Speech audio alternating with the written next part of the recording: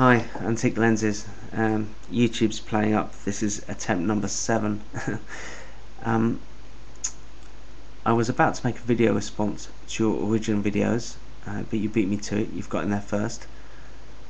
Yes, you definitely can question everything, and hardcore BDSM doesn't get a free ride just because they do it nicer with rules and things like that. If the underlying impulse is sexual gratification by humiliating someone else, we need to think about that and what that means. So if there was a mentally challenged person and some guy convinced him to sell his house for a packet of peanuts, we as a society would shout foul. We would say that's not on, that's not okay.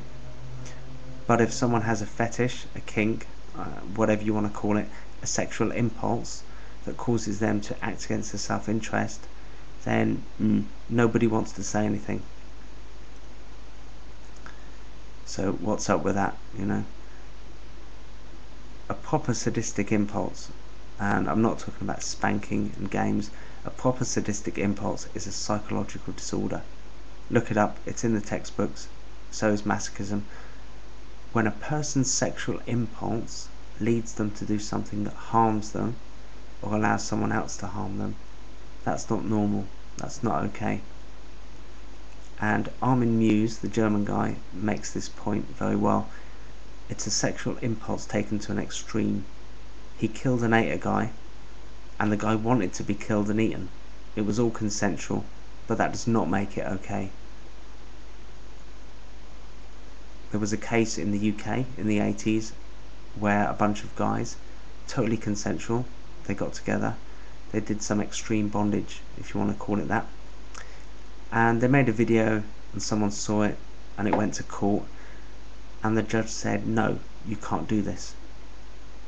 Here's a quote from his summing up. The violence of sadomasochistic encounters involves the indulgence of cruelty by sadists and the degradation of victims. Such violence is injurious to the participants and unpredictably dangerous. I am not prepared to invent a defense of consent for sadomasochistic encounters which breed and glorify cruelty. Society is entitled and bound to defend itself against the cult of violence. Pleasure derived from the infliction of pain is an evil thing. Cruelty is uncivilized. It's interesting that the judge explicitly rejects consent as a defense.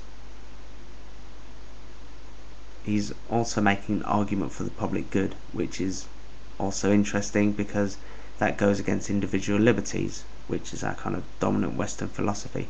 He basically made a collectivist argument when he talked about society. But the main point is consent isn't enough. So a heroin addict wants a fix, but you don't buy it for them, do you? Wanting people to seriously hurt you is insane. Some people are going to be offended that I say a sexual impulse can classify someone for insanity. But wanting to be abused for the rest of your life is crazy. Sorry.